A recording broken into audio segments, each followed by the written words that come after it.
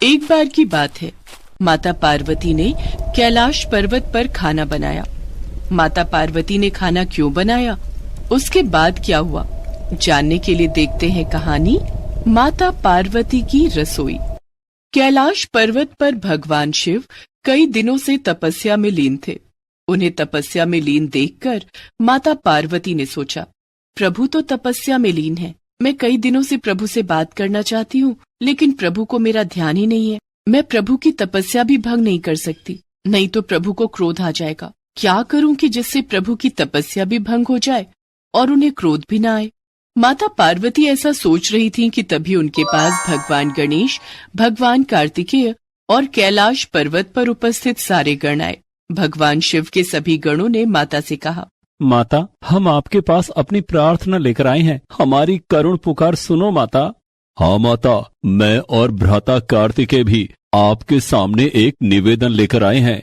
बोलो पुत्र गणेश, पुत्र कार्तिकेय, क्या बात है, आप सभी गण परेशान क्यों हैं? माता, कई वर्ष गुजर गए, पिताजी अभी तक तपस्या में लीन है। हमें पिताजी से बात करनी है, उनके साथ खेलने की बहुत तीव्र इच्छा हो रही है। हाँ माता, पिताजी की तपस्या आखिर कब खत्म होगी? माता, क्या हमारे प्रभु हमसे नाराज हैं? कृपया करके उनसे कहिए कि अपनी तपस्या खत्म करें और हमसे बात करें। मैं भी यही चाहती हूँ कि भगवान भोलेनाथ अपनी तपस्या खत्म करके कैलाश पर्वत पर हम सभी के साथ कुछ समय गुजारें। लेकिन अगर भोलेनाथ की तपस्या किसी ने भी भंग की तो उसे उनके क्रोध का शिकार होना पड़ सकता है, और मैं नहीं चाहती कि उन्हें क्रोध आए। फिर हमें ऐसा क्या करना चाहिए माता कि पिताजी अपनी तपस्या स्वयं भंग कर दें? भगवान गणेश ने जैसे ही अपनी बात खत्म की, तभी वहाँ पर स्वर्गलोक से नारद मुनि पधारे। नारायण नारायण, प्रणाम देवी पार्वती। प्रणाम देवर्षि। नारायण नारायण, आप सभी लोग एक जगह पर एकत्रित हैं। आप लोगों को देखकर ऐसा लग रहा है जैसे किसी विकट समस्या के समाधान न होने से आप लोग परेशान हैं। कुछ ऐसा ही समझ लीजिए देवर्षि। क्या बात है माते, कैलाश पर्वत पर इतनी परेशानी का क्या कारण हो सकता है? ये तो स्वयं भोलेनाथ का निवास स्थान है, और जहाँ भोलेनाथ निवास करते हो वहाँ आप लोगों की चिंता का क्या कारण है? देवर्षि नारद, भोलेनाथ कैलाश पर्वत पर निवास तो जरूर करते हैं, लेकिन उन्होंने कैलाश पर्वत पर रहने वाले अन्य प्राणियों से मुंह मोड़ लिया है। मुंह मोड़ लिया है? भला भगवान भोलेनाथ ऐसा कैसे कर सकते हैं? देवर्षि नारद, भगवान भोलेनाथ कई वर्षों से तपस्या में लीन हैं। उन्हें हमारी कोई फिक्र ही नहीं है। मैं, गणेश, कार्तिकेय और सारे गण भगवान भोलेनाथ से बात करने के लिए आतुर हैं, लेकिन समस्या ये है कि उनकी तपस्या आखिर भंग हो तो कैसे हो? माता पार्वती, ये समस्या इतनी विकराल नहीं है जितना आप सभी सोच रहे हैं। भगवान भोलेनाथ की तपस्या भंग करना तो आपकी चुटकियों का खेल है। वो कैसे देवर्षि? मुझे क्या करना चाहिए जिससे भगवान भोलेनाथ अपनी तपस्या खुद ही भंग कर दें? माता पार्वती, क्यों न आप भगवान गणेश, भगवान कार्तिकेय और सभी गणों के लिए सामूहिक भोजन का प्रबंध करें। मैं तो कहता हूँ माते कि आप स्वयं अपने हाथों से मिष्ठान और भोजन बनाएं। आपके हाथों से बने मिष्ठान और भोजन की सुगंध जब भगवान भोलेनाथ तक पहुँचेगी, तब वो अपनी तपस्या छोड़ने के लिए खुद ही विवश हो जाएंगे। माते, देवर्षि नारद ठीक कह रहे हैं। हाँ माते, आपको भोजन बनाना चाहिए, और मेरे लिए मोदक भी। हाँ माते, इस मौके पर हम सभी को भी आपके हाथों से बने स्वादिष्ट व्यंजन खाने को मिलेंगे और प्रभु से हमारी मुलाकात भी हो जाएगी।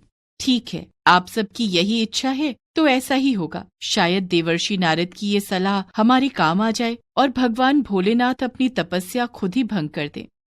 माता पार्वती ने सभी गणों को चूल्हा और भोजन बनाने के लिए सामग्री इकट्ठा करने का आदेश दिया, जिसके बाद सभी गण कैलाश पर्वत में एक गुफा के अंदर एक विशालकाय चूल्हे का निर्माण किया और स्त्री गणों ने भोजन बनाने की सामग्री इकट्ठा की। माता पार्वती, चूल्हा बनकर तैयार हो गया है। माता, भोजन बनाने की सामग्री भी तैयार हो गई है। ठीक है, मैं भोजन बनाना शुरू करती हूँ। माता पार्वती ने जैसे ही ये कहा कि वे भोजन बनाना शुरू करने वाली हैं, भगवान गणेश के मुंह में पानी आ गया। माता, कृपया करके भोजन जल्दी तैयार कीजिए, मुझे बहुत जोरों की भूख लगी है। भगवान गणेश की उत्सुकता देखकर माता पार्वती मुस्कुराने लगी। उन्होंने भगवान कार्तिकेय से पूछा, कार्तिकेय, क्या तुम्हें भूख नहीं लगी है? तुम्हारे लिए भोजन में क्या बनाऊं? माता, भूख तो मुझे भी लगी है, लेकिन मैं थोड़ा इंतजार कर लूंगा। आप भोजन तैयार करके गणेश जी को खाने को दीजिए, और यदि हो सके तो मेरे लिए गुड़ की खीर बना दीजिए। ठीक है कार्तिकेय। भोजन बनाने के लिए माता पार्वती उस गुफा में गईं जहां सभी गणों ने मिलकर चूल्हे का निर्माण किया था। माता पार्वती ने भगवान भोलेनाथ, भगवान गणेश और भगवान कार्तिकेय की पसंद का भोजन बनाना शुरू किया। भोजन की सुगंध कैलाश पर्वत पर उपस्थित सभी गणों को खींचकर गुफा के बाहर ले आई। सभी गण गुफा के बाहर जमा हो गए और बोलने लगे, कितनी अच्छी सुगंध है। माता पार्वती के हाथों से बना भोजन करके आज कितना आनंद आएगा। सचमुच भोजन की सुगंध जितनी अच्छी है, भोजन भी उतना ही रुचिकर होगा। भगवान गणेश और भगवान कार्तिकेय भी गुफा के बाहर आ गए और भोजन बनकर तैयार होने का इंतजार करने लगे। माता पार्वती जैसे जैसे भोजन बनाती, उसकी सुगंध दूर दूर तक फैलती जाती, यहाँ तक कि भोजन की सुगंध स्वर्गलोक तक पहुँच गई। तब इंद्रदेव ने नारद मुनि से कहा, देवऋषि नारद, ये सुगंध कहाँ से आ रही है? ऐसी सुगंध तो स्वर्ग में मौजूद किसी सुगंधी की भी नहीं है। इंद्रदेव, कैलाश पर्वत पर माता पार्वती भोजन बना रही हैं। देवऋषि नारद, भला माता पार्वती को भोजन बनाने की क्या आवश्यकता पड़ गई? इंद्रदेव, भगवान भोलेनाथ कई वर्षों से तपस्या में लीन हैं। उनकी तपस्या भंग करने के लिए माता पार्वती भोजन का निर्माण कर रही हैं, जिससे कि महादेव की तपस्या भी भंग हो जाए और किसी को उनके क्रोध का शिकार भी ना होना पड़े। ऐसी बात है, लेकिन अब तो माता पार्वती के हाथों से बने भोजन का आनंद लेने के लिए हम भी कैलाश पर्वत जाएंगे।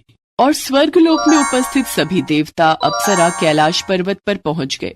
वे सभी उसी गुफा के बाहर खड़े होकर इंतजार करने लगे कि कब भगवान भोलेनाथ की तपस्या भंग होगी और कब वे भोजन की सुगंध से यहाँ खींचे चले आएंगे। और तब उसके बाद सभी को माता पार्वती के हाथों से बना भोजन खाने को मिलेगा। गुफा के बाहर वैकुंठ धाम से माता लक्ष्मी और भगवान विष्णु भी आ गए। भगवान ब्रह्मा भी उपस्थित हो गए। नंदी समेत सभी गण तो मौजूद थे ही। पाताल लोक में उपस्थित सभी जीव जंतु भी वहां आ गए। अब माता को और भी अधिक भोजन बनाना पड़ेगा। नंदी, तुम माता के पास जाओ और उन्हें बता दो कि स्वर्गलोक और पाताल लोक के सभी प्राणी उनके हाथों का बना भोजन करने आए हैं। नंदी ने ये बात जाकर माता पार्वती को बताई। नंदी, सभी लोग भोजन करने आ गए, लेकिन महादेव अभी तक नहीं आए। लगता है मेरे भोजन की सुगंध महादेव तक नहीं पहुंची। क्या मेरा भोजन बनाना सार्थक नहीं हुआ? इतना कहकर माता पार्वती उदास हो गईं। उन्हें उदास देखकर नंदी ने कहा, माता पार्वती, आप उदास मत हो। आपके भोजन की सुगंध से भगवान भोलेनाथ की तपस्या जरूर भंग होगी। सभी लोग गुफा के बाहर खड़े थे। कमी थी तो सिर्फ भगवान भोलेनाथ की। भगवान भोलेनाथ की तपस्या भंग करने के लिए माता पार्वती और भी अधिक मिष्ठान और पकवान बनाने लगी। थोड़ी देर के बाद माता पार्वती के बनाए भोजन की सुगंध महादेव तक भी पहुंच गई। महादेव तपस्या में लीन थे, लेकिन भोजन की सुगंध ने उन्हें बेचैन कर दिया और उनकी तपस्या भंग हो गई। ये सुगंध कहाँ से आ रही है? ऐसी सुगंध का अनुभव मैंने आज तक पहले कभी नहीं किया। लगता है मैं कई वर्षों से तपस्या में लीन था। अब जब मेरी तपस्या टूट ही गई है, तो चल कर देखता हूँ कि ये सुगंध कहाँ से आ रही है। भगवान भोलेनाथ उठकर उस दिशा में जाने लगे जिस दिशा से सुगंध आ रही थी। चलते चलते वे उसी गुफा के बाहर पहुंचे जिस गुफा के अंदर माता पार्वती भोजन बना रही थी। महादेव ने देखा कि गुफा के बाहर सभी देवताओं और सभी गणों की भीड़ लगी हुई थी। महादेव को देखकर सभी बहुत खुश हुए। नंदी, ये सुगंध कहाँ से आ रही है? इस सुगंध ने मेरी तपस्या भंग कर दी। प्रभु, माता पार्वती इस गुफा के अंदर भोजन बना रही है। इतना सुनते ही भगवान भोलेनाथ गुफा के अंदर चले गए। उन्हें देखकर माता पार्वती बहुत खुश हुई। देवी पार्वती, आपके हाथ से बने भोजन की सुगंध ने मेरी वर्षों की तपस्या भंग कर दी। अब भोजन लगाइए, मुझसे और इंतजार नहीं हो रहा। अभी लगाती हूँ प्रभु। माता पार्वती ने भगवान भोलेनाथ के लिए भोजन परोसा, जिसमें महादेव की पसंद के ढेर सारे मिष्ठान भी थे। उसके बाद माता पार्वती ने भगवान विष्णु, माता लक्ष्मी, भगवान ब्रह्मा, भगवान गणेश, भगवान कार्तिकेय, सभी देवी देवताओं और सभी गणों के लिए भोजन परोसा। फिर सबने एक साथ मिलकर माता पार्वती के हाथों से बने स्वादिष्ट भोजन का आनंद लिया। माता, भोजन बेहद उत्तम बना है। मेरे लिए और 2 मोदक तो है ना? हाँ माता, ऐसा भोजन मैंने पहले कभी नहीं खाया। आज तो आनंद आ गया। भोजन करने के बाद माता पार्वती ने भगवान भोलेनाथ से ढेर सारी बातें की और उनके साथ समय गुजारा। उन्होंने मन ही मन नारद मुनि का धन्यवाद किया। सोमनाथ और उसकी पत्नी उमा भगवान शिव के परम भक्त थे। सोमनाथ की कई पुश्तें पंडिताई का काम करती आ रही थी, जिसे आगे बढ़ाते हुए सोमनाथ भी घर घर जाकर पूजा पाठ के काम करवाता था। उमा को भी गांव में सभी लोग पंडिताइन कहकर बुलाते थे और कोई भी अच्छा काम करने से पहले उसकी सलाह जरूर लेते थे। अरे पंडिताइन, घर में हो कि नहीं? हाँ हाँ, मैं कहाँ जाऊंगी, आओ अंदर आ जाओ। अच्छा, तो पूजा में लगी हो? अरे बस करो, भोलेनाथ को घर बुला कर ही रहोगी क्या? अरे कमला, ऐसे भागी हो जाएं तो जीवन सफल हो जाए। वो आज सोमवार है ना, तो मेरा और पंडित जी का व्रत है। ये लो भोले बाबा का प्रसाद। अच्छा अच्छा, लाओ। अच्छा पंडिताइन, वो मुझे ना मुन्ना का मुंडन करवाना है। जरा एक अच्छा सा दिन देखकर तो बताओ। हाँ हाँ, अभी लो, बस 2 मिनट रुको। परसों का दिन सही रहेगा। अरे इतनी जल्दी? नहीं नहीं, इसके बाद का कोई दिन देखो, मुझे दावत करनी है। इतनी जल्दी कैसे हो पाएगा सब? इसके बाद तो अगले महीने की ही तिथि ठीक रहेगी। ओहो, ना ना, अगले महीने तो देर हो जाएगी। कमला, तुम परेशान क्यों होती हो? मुन्ना का मुंडन परसों ही करवा लो। सारी तैयारियों में मैं तुम्हारी मदद कर दूंगी। सच? पंडिताइन, तुमने तो सारी परेशानी ही हल कर दी, और वैसे भी तुम रहोगी तो सारे काम बिल्कुल सही तरीके से हो जाएंगे। और पंडित जी को भी बोल देना, मुंडन के बाद हवन उन्होंने ही करवाना है। ठीक है, मैं बोल दूंगी। अच्छा एक बात बताओ पंडिताइन, वो वैद्य जी के बारे में बताया था तुम्हें, गई थी वहां? हाँ गई तो थी, इलाज भी चलाया, लेकिन कोई फायदा नहीं हुआ। अच्छा, तो तुम चिंता मत करो। वैसे पंडिताइन, मैं क्या कह रही थी, तुम क्यों परेशान होगी? छोटी सी तो दावत है, मैं निपटा लूंगी सारे काम। और मुझे ना अब भी याद आया, वो मेरे जेठ जी है ना, वो कह रहे थे कि इस बार हवन वही करेंगे, तो पंडित जी को भी परेशान होने की जरूरत नहीं है। अच्छा, तो मैं अब चलती हूँ। इतना कहकर कमला वहां से चली जाती है। वो भले ही कुछ साफ साफ ना कह पाई हो, लेकिन उमा सब समझ गई थी। फिर उसी शाम, सुनते हो जी, आज कमला आई थी, अपने मुन्ने का मुंडन करवा रही है। अच्छा, तो फिर कब जाना है? नहीं, हमें नहीं जाना। पहले बुला रही थी, फिर पलट गई। अरे लेकिन क्यों? पूछने लगी कि वैद्य जी के यहां से फायदा हुआ या नहीं। अच्छा, तो जब उसने सुना कि हमें बच्चा नहीं हो रहा, तो हमें अपने घर बुलाया ही नहीं। उसकी गलती नहीं है जी, उसका मुन्ना पैदा होते ही बीमार पड़ गया था, बड़ी मुश्किल से ठीक हुआ। ऐसे में उसके मुंडन के वक्त हमें बुलाने में तो संकोच करेगी ही ना। नहीं उमा, ये सब अंधविश्वास है। हमारी कोई औलाद नहीं है तो क्या हम सबके लिए अपशगुन हो गए हैं? ये तो मुझे नहीं पता जी, लेकिन इतना जरूर जानती हूं कि जरूर कोई ना कोई बड़ा पाप हुआ है मुझसे, जो शादी के 10 सालों के बाद भी मुझ अभागन की गोद सुनी है।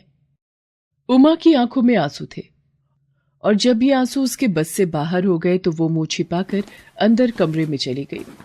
सोमनाथ के लिए भी ये तकलीफ काफी बड़ी थी। एक तो संतानहीन होने का दुख और ऊपर से गांव वाले भी अब सोमनाथ और उमा से किनारा करने लगे थे। लोगों ने धीरे धीरे सोमनाथ को पूजा पाठ के लिए बुलाना कम कर दिया, जिसकी वजह से सोमनाथ के लिए घर का खर्चा चलाना भी मुश्किल हो रहा था। अरे राम किशोर जी, मैंने सुना बड़े बेटे का जनेऊ संस्कार करवा रहे हो। मुझे याद नहीं किया आपने। वो पंडित जी, दरअसल वो हरि प्रकाश जी से बात हो गई तो वही करवा रहे हैं। लेकिन राम किशोर जी, अब तक तो आपके घर के सारे काम मैं ही करवाता आया हूं, फिर अब क्या हुआ? देखो पंडित जी, पूरा गांव भले ही लाग लपेट करे, लेकिन मैं आपसे झूठ नहीं बोलूंगा। आपसे पूजा पाठ करवाने में आप डर लगता है। संतान सुख ना मिलना एक श्राप है, श्राप। मेरी मानो तो फिलहाल लग के अपने लिए पूजा पाठ करो। संतान के सुख से वंचित सोमनाथ और उमा वैसे ही काफी तकलीफ में थे। ऐसे में लोगों का इस तरह मुंह मोड़ लेना उनके लिए घाव पर नमक की तरह था। सोमनाथ उदास होकर घर लौट आया और भगवान शिव के सामने हाथ जोड़कर बैठ गया। हे भोलेनाथ, क्या कमी रह गई मेरी भक्ति में, जो इतना बड़ा दुख झेलना पड़ रहा है। बिना बच्चे की किलकारी के ये घर घर नहीं लगता। कमाई के नाम पर भी कुछ नहीं है, खाने पीने तक की परेशानी हो गई है। अब आप ही कुछ रास्ता दिखाइए शिव शंभू। सोमनाथ भगवान शिव से प्रार्थना कर ही रहा था कि तभी घर का दरवाजा किसी ने खटखटाया। सोमनाथ ने जाकर देखा तो एक बूढ़े बाबा दरवाजे पर खाना लेकर खड़े थे। प्रणाम जी, बताइए। जीते रहो बेटा, मेरा नाम रामेश्वर है। मैं पास के गांव हरिपुर से आया हूं। मैंने मन्नत मांगी थी कि मेरा पोता हो जाएगा तो पूरे 100 पंडितों को खाना खिलाऊंगा। किसी ने तुम्हारे बारे में बताया तो चला आया। ये लो, ये खाना लाया हूं आपके लिए। बहुत बहुत शुक्रिया बाबा। भोले बाबा आपकी हर इच्छा पूरी करें। सोमनाथ को खाना देकर रामेश्वर वहां से चले जाते हैं। सोमनाथ और उमा खाने के लिए बैठने ही वाले थे कि तभी सोमनाथ ने उमा से कहा, उमा, काश भोले भंडारी ने जैसे उन बाबा की इच्छा पूरी की वैसे ही मेरी भी कर दें। मैं प्रण लेता हूं कि अगर मेरी पिता बनने की इच्छा पूरी हो गई तो मैं आने वाली महाशिवरात्रि पर भगवान त्र्यंबकेश्वर के दर्शनों के लिए जाऊंगा और वहां जाकर 100 गरीबों को दान करूंगा। कहां से करोगे? फिलहाल तो हमारी हालत दान लेने की है, देने की नहीं। आज तो इस खाने से काम चल जाएगा, लेकिन आगे के लिए कुछ तो सोचना होगा जी। हाँ उमा, मैं सोच रहा हूं कि घर के पीछे जो थोड़ी सी जमीन है अपने पास, जमींदार जी से थोड़े पैसे उधार लेकर उस पर खेती शुरू करता हूं। ठीक है जी, मैं भी आपकी मदद करूंगी। सोमनाथ और उमा के पास और कोई रास्ता नहीं था। गांव के जमींदार से पैसे कर्ज पर लेकर सोमनाथ ने खेती करना शुरू कर दिया, जिससे धीरे धीरे खाने का जुगाड़ होने लगा। उमा भी सारा दिन सोमनाथ की खेत में मदद करने लगी, लेकिन एक दिन अचानक खेत में काम करते हुए उमा चक्कर खाकर गिर पड़ी। सोमनाथ फौरन उसे घर ले गया और फिर, अम्मा, अम्मा, उमा ठीक तो है ना? क्या हुआ उसे? अरे सोमू बेटा, अब खुश हो जा, भोले बाबा की कृपा बरसी है, उमा मां बनने वाली है। बूढ़ी अम्मा के शब्द जैसे सोमनाथ के लिए अमृत की तरह बरस रहे थे। उसने सबसे पहले जाकर भोले बाबा के सामने सिर झुकाया और फिर उमा के पास जाकर बोला, उमा, मैं बहुत खुश हूं। अब कोई दुख नहीं, कोई परेशानी नहीं। आखिर भोले भंडारी ने अपने इस भक्त की पुकार सुन ही ली। जी मैं भी बहुत खुश हूं, लेकिन इस खुशी में हमें अपनी मन्नत के बारे में नहीं भूलना है। याद है ना, इस महाशिवरात्रि पर आपको भगवान त्रयंबकेश्वर के दर्शनों के लिए जाना है और वहां जाकर। मुझे सब याद है उमा, मैं अपनी मन्नत पूरी करूंगा, जरूर करूंगा। महाशिवरात्रि आने में कुछ ही दिन बचे थे। सोमनाथ जी जान से खेती में लग गया। गांव के एकाध घर से पूजा पाठ करवाने के लिए भी अब उसे बुलाया जाने लगा, लेकिन फिर भी वो सही समय तक इतने पैसों का इंतजाम नहीं कर पाया कि अपनी मन्नत पूरी कर सके। खेती के लिए उसने पहले से ही कर्ज ले रखा था जिसे अभी चुकाना बाकी था, इसलिए वो अपनी मन्नत के लिए और कर्ज भी नहीं ले सकता था। सोमनाथ को कुछ समझ नहीं आ रहा था कि इतनी जल्दी वो अपनी मन्नत कैसे पूरी करेगा। महाशिवरात्रि से ठीक एक दिन पहले वो गांव के ही शिव मंदिर में गया और हाथ जोड़कर भगवान शिव से बोला, आपकी लीला अपरंपार है भोले भंडारी। शायद मैं ही आपकी भक्ति ठीक से नहीं कर पाया। मैं अपना प्रण पूरा करना चाहता हूं। मेरी मदद कीजिए प्रभु, मदद कीजिए मेरी। सोमनाथ भगवान शिव की प्रतिमा के सामने फूट फूट कर रोने लगता है। तभी उसे अपने कंधे पर किसी का हाथ महसूस होता है। सोमनाथ पलट कर देखता है तो सामने रामेश्वर यानी वही बूढ़े बाबा खड़े थे जो उस दिन सोमनाथ के घर खाना लेकर आए थे। बेटा, तुम यहां बड़े सही वक्त पर मिले हो। सुनो, मुझे तुम्हारी मदद की जरूरत है। जी बताइए, मैं क्या कर सकता हूं? बेटा, इस महाशिवरात्रि पर मेरी भगवान त्र्यंबकेश्वर के दर्शनों की बड़ी अभिलाषा है। अब मेरे बेटे को अपने काम से ही फुर्सत नहीं। वो शहर में काम करता है ना, और अकेले जाने की मेरी हिम्मत नहीं हो रही। तो क्या तुम मुझे ले चलोगे? तुम्हारा आने जाने और खाने पीने का खर्चा मेरा, और मैं तुम्हें इसके अलावा भी कुछ पैसे दे दूंगा। बाबा, आप साक्षात देवता स्वरूप बनकर आए हैं। मैं चलूंगा आपके साथ, बिल्कुल चलूंगा। सोमनाथ अब बहुत खुश था। वो महाशिवरात्रि से एक दिन पहले ही रामेश्वर के साथ भगवान त्रयंबकेश्वर की यात्रा के लिए निकल पड़ा। वहां पहुंचकर महाशिवरात्रि के दिन उसने पूरे विधि विधान से भगवान शिव के त्रयंबकेश्वर स्वरूप की पूजा की और फिर रामेश्वर से मिले पैसों से पूरे 100 गरीबों को दान करके अपना प्रण पूरा कर लिया। फिर गांव वापस आने के बाद, बाबा, आप नहीं जानते आपने मेरी कितनी बड़ी मदद की है। चलिए मेरे साथ मेरे घर चलिए, मैं आपका सत्कार करना चाहता हूं। नहीं बेटा, अभी तो घर जाऊंगा। खुश रहो। रामेश्वर सोमनाथ को उसके घर छोड़ने के बाद अपने घर की तरफ चले जाते हैं। सोमनाथ को अब सारा गांव पहले की तरह पूजा पाठ के लिए बुलाने लगा। साथ ही खेती भी बहुत अच्छी हो रही थी। सोमनाथ ने कुछ ही महीनों में अपना सारा कर्ज चुका दिया और फिर सही समय पर उमा ने एक प्यारे से बेटे को जन्म दिया।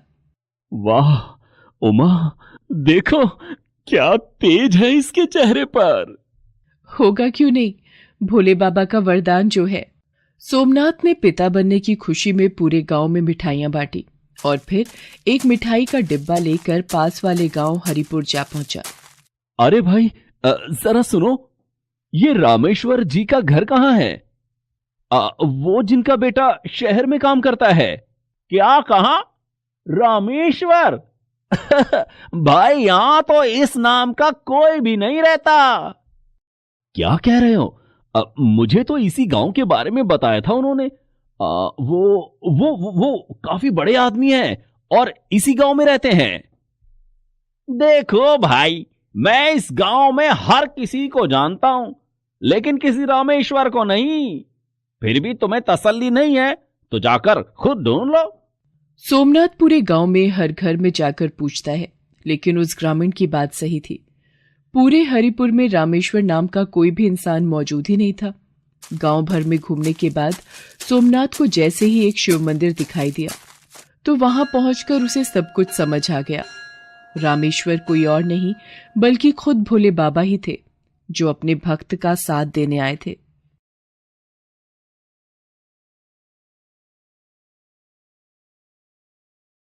भगवान भोलेनाथ के आशीर्वाद से क्या नहीं हो सकता, ऐसा ही विश्वास था यशोदा का, और ऐसा हुआ भी। भगवान भोलेनाथ के वरदान के फलस्वरूप यशोदा के सिर से बांझ होने का कलंक मिट गया।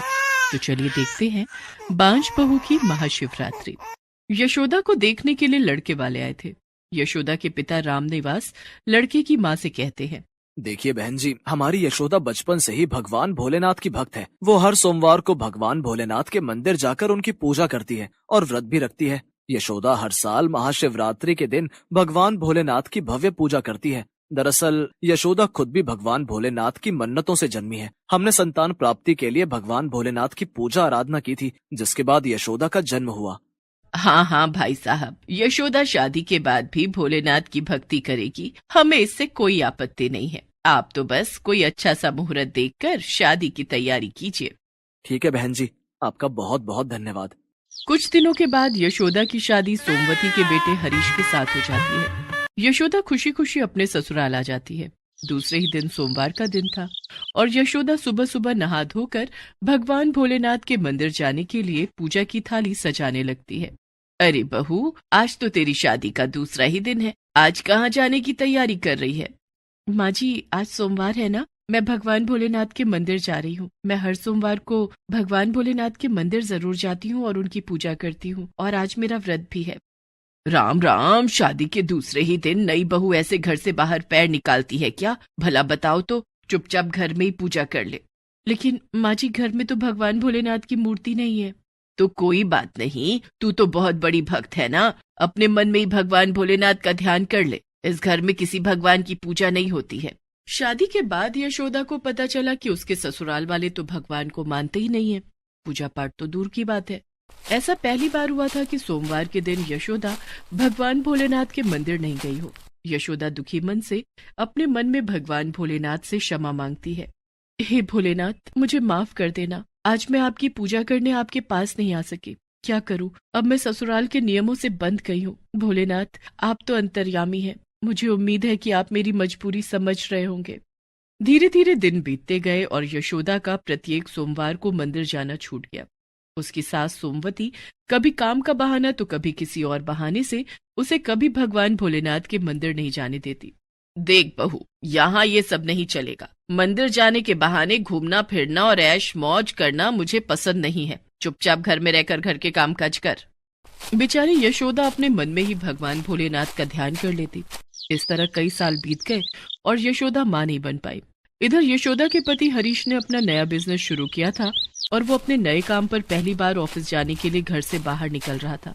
तभी यशोदा ने उसे पीछे से आवाज लगाई। सुनिए जी। यशोदा की आवाज लगाने के कारण उसका पति हरीश पीछे मुड़ा और यशोदा की तरफ देखकर बोला, बोलो क्या बात है? मैं कहीं भी जाऊं तुम टोके बिना नहीं रह सकती। इसे कितनी बार समझाया है कि जब कोई शुभ काम के लिए घर से बाहर जाए तो उसके सामने अपनी मनहूस शक्ल लेकर मत आया कर। अच्छा भला काम का नुकसान हो जाता है। शादी के 7 साल हो गए, अब तक एक पोता तो दे नहीं पाई। नाम तो यशोदा है, लेकिन गोद में नंदलाला अभी तक नहीं आया। सास सोमवती की बातें सुनकर यशोदा की आंखों से आंसू निकल आए। माँ ने ऐसा भी क्या कह दिया कि तुम आंखों से गंगा जमुना बहाने लग गई? ये सब नाटक करने की जरूरत नहीं है। और इतना कहकर हरीश अपने काम पर निकल गया। यशोदा दिन भर घर की 4 दीवारी में बंद रहती और घर के काम करती, लेकिन वो हर समय भगवान भोलेनाथ के नाम का जाप करती रहती थी। एक बार यशोदा के ससुराल में उसकी सास सोमवती की बहन कलावती अपनी बहू और 1 साल के पोते को लेकर आई। अरे कलावती बहन, बहुत बहुत बधाई हो, तुम तो दादी बन गई। मेरी किस्मत तो फूटी हुई थी जो मैंने अपने बेटे की शादी इस बंजर जमीन से कर दी। यशोदा सास की बातें सुनकर खून का घूंट पीकर रह जाती है। उसने बच्चे को गोद में लेने की कोशिश की। नर्मदा बहन, जरा मुन्ने को मेरी गोद में देना, जरा मैं भी इसे प्यार कर लूं। तू तो रहने ही दे, तेरा अपना बच्चा तो है नहीं। तू क्या जाने कि बच्चे को कैसे गोद में लेते हैं। तू तो बच्चे को गिरा देगी, उसे चोट लग जाएगी। सोमवती की बात सुनकर नर्मदा यशोदा के हाथों से अपना बच्चा वापस ले लेती है। सास सोमवती के ताने यशोदा के लिए बांझ होने की तकलीफ से ज्यादा बड़े थे, जो यशोदा के दिल में गहरे घाव बना रहे थे। इतने दुख और तानों के बीच भी यशोदा हमेशा भगवान भोलेनाथ को याद करती। शादी के 7 साल बीत गए थे।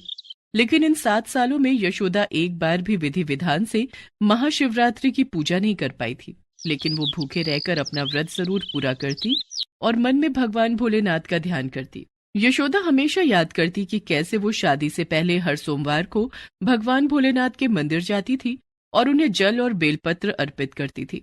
लेकिन भगवान भोलेनाथ की पूजा अब यादें ही बनकर रह गई थी। हे भोलेनाथ, मैंने ऐसा कौन सा अपराध किया था कि आपने मुझे संतान के सुख से वंचित रखा? क्या आप नहीं जानते कि मेरी मजबूरी क्या है? हाँ, पता है कि मैं 7 सालों से आपके मंदिर नहीं आई और आपकी पूजा नहीं की, लेकिन आप तो भगवान हैं। आप समझ सकते हैं कि मैं किन हालातों से गुजर रही हूँ। आप मेरी मदद कीजिए प्रभु, मुझे बस आप पर विश्वास है। यशोदा मन ही मन भगवान भोलेनाथ से प्रार्थना कर रही थी कि तभी उसकी सास सोमवती चिल्लाती है, यशोदा, यशोदा, पता नहीं अकेले में किससे बातें करती रहती है, डायन कहीं की। हमें पता होता कि तू बांझ निकलेगी तो कभी तुझे ब्याह के अपने घर नहीं लाते। क्या हुआ माँ जी? सोमवती यशोदा के बाल पकड़कर उसे खींचते हुए बोलती है, माँ जी की बच्ची, दिन के 12 बज गए, न कपड़े धुले हैं और न खाना बना है। माँ जी, मेरे बालों को छोड़ दीजिए, बहुत दर्द हो रहा है। दर्द हो रहा है तो फिर मुझे गुस्सा क्यों दिलाती है? चल जल्दी से काम निपटा। इस घर को सूना करके छोड़ दिया है तूने। दिन भर तेरी मनहूसियत इस घर को खाए जा रही है। जिस घर में बच्चे की किलकारी नहीं गूंजती, उस घर में चीखें ही गूंजती हैं, समझी? बेचारी यशोदा अपने हाथों से अपने आंसू पोंछते हुए घर के काम करने लगती है। यशोदा की शादी को 8वां साल चल रहा था। महाशिवरात्रि का त्योहार नजदीक आने वाला था। यशोदा मन ही मन सोचती है, कुछ भी हो जाए, मैं इस साल महाशिवरात्रि पर भगवान भोलेनाथ की पूजा जरूर करूंगी। यशोदा अपनी माँ सविता को फोन करती है। माँ शब्द के आगे यशोदा कुछ नहीं कह पाई और फूट फूट कर रोने लगी। क्या बात है यशोदा, तू रो क्यों रही है? क्या तू ससुराल में खुश नहीं है? किसी ने कुछ कहा है क्या? माँ, सारा दिन बांझ होने का ताना सुनती रहती हूँ। जब से शादी हुई है मैं कभी भगवान भोलेनाथ के मंदिर नहीं गई और ना ही उनकी पूजा की। मुझे ऐसा लगता है कि भगवान भोलेनाथ मुझसे बहुत नाराज है। लेकिन इस बार मैं महाशिवरात्रि की भव्य पूजा करना चाहती हूँ। तू चिंता मत कर बेटी, तेरे पिताजी तो भगवान भोलेनाथ के भक्त हैं। मैं तेरी सास से बात करके महाशिवरात्रि से पहले तुझे घर बुला लूंगी। तू यहाँ आ जाना और मेरे साथ मंदिर चलकर महाशिवरात्रि की पूजा अर्चना करना। ठीक है माँ। यशोदा की माँ सविता उसकी सास सोमवती को फोन करती है और उससे कहती है कि वो यशोदा को कुछ दिनों के लिए मायके आने दे। देखिए बहन जी, वैसे तो आपकी बेटी हमारे किसी काम नहीं आई। शादी के 7 साल हो गए और उसने अभी तक एक बच्चा नहीं दिया। उसके रहने से तो हमारे घर में मनहूसियत ही छाई रहती है। लेकिन अगर वो मायके चली गई तो यहाँ घर का काम कौन करेगा? सविता काफी मिन्नतें करती है और महाशिवरात्रि से ठीक 1 दिन पहले यशोदा को मायके भेजने के लिए सोमवती को मना लेती है। बस 2 दिनों की बात है बहन जी, 2 दिनों के बाद हम यशोदा को वापस भेज देंगे। ठीक है, लेकिन इसे कोई पहुंचाने नहीं जाएगा, ये अपने आप चली जाएगी। और इस तरह महाशिवरात्रि से ठीक 1 दिन पहले यशोदा अपने मायके आ जाती है। माँ, मैंने 7 साल से भगवान भोलेनाथ को नहीं देखा, उनकी पूजा नहीं कर पाई, इसलिए भगवान भोलेनाथ ने मुझे इतनी बड़ी सजा दी है। नहीं यशोदा बेटी, भगवान भोलेनाथ तो अत्यंत भोले हैं। वो अपने भक्तों से कभी नाराज नहीं होते। वे तो सदा अपने भक्तों की मदद करते हैं। तो भगवान भोलेनाथ मेरी मदद क्यों नहीं करते माँ? इस यशोदा की गोद में भी एक नंदलाल क्यों नहीं देते? यशोदा बेटी, अब तू घर आ गई है तो चिंता किस बात की है? कल महाशिवरात्रि है। कल भगवान भोलेनाथ की पूजा करना और उनसे अपने दिल की बात कह देना। दूसरे दिन महाशिवरात्रि का पवित्र त्योहार था। यशोदा सुबह उठकर नहा धोकर तैयार हुई और अपनी माँ सविता के साथ भगवान भोलेनाथ के मंदिर गई। लेकिन भगवान भोलेनाथ के सामने यशोदा एक भी शब्द नहीं बोल पाई। बोल रहे थे तो सिर्फ यशोदा की आंखों से बहते हुए आंसू। यशोदा बिना कुछ कहे भगवान भोलेनाथ की पूजा अर्चना करके घर वापस आ गई। रात में जब यशोदा सोई तो उसके सपने में भगवान भोलेनाथ ने दर्शन दिए और यशोदा से कहा, यशोदा, तुम्हारे आंसुओं ने मुझसे वो सब कह दिया जो तुम मुझसे कहना चाहती थी। मैं तुम्हारी निश्चल भक्ति से अभिभूत हूँ और आज तुम्हें वो सब देने आया हूँ जिसकी कामना लेकर तुम मेरे पास आई थी। आज से ठीक 9 माह बाद तुम एक बालक को जन्म दोगी। इतना कहकर भगवान भोलेनाथ अंतर्ध्यान हो गए और यशोदा की नींद खुल गई। क्या ये सपना था? ऐसा लग रहा था जैसे भगवान भोलेनाथ सच में मेरे सामने खड़े हों और मुझे आशीर्वाद दे रहे हो। हे भोलेनाथ, आपका बहुत बहुत धन्यवाद। आपने स्वयं आकर मुझे दर्शन दिया, मुझे अपना आशीर्वाद दिया। दूसरे दिन यशोदा सोकर उठी। उस दिन वो बहुत खुश थी। उसने अपनी माँ सविता से सारी बात बताई। यशोदा बेटी, भगवान भोलेनाथ तेरे सारे दुख दूर करेंगे और जल्द ही तेरी गोद भर जाएगी। माँ, अब मैं अपने ससुराल जाना चाहती हूँ। हाँ बेटी, जरूर जा, लेकिन हर साल महाशिवरात्रि से एक दिन पहले मायके आ जाना और यहाँ रहकर भगवान भोलेनाथ की विधिवत पूजा अर्चना करना। यशोदा खुशी खुशी अपने ससुराल चली जाती है। कुछ दिनों के बाद ही यशोदा गर्भवती हो जाती है। 9 माह के बाद यशोदा ने एक बहुत ही सुंदर बालक को जन्म दिया, जिसके बाद यशोदा के सिर से बांझ होने का कलंक धुल गया। Please subscribe this channel.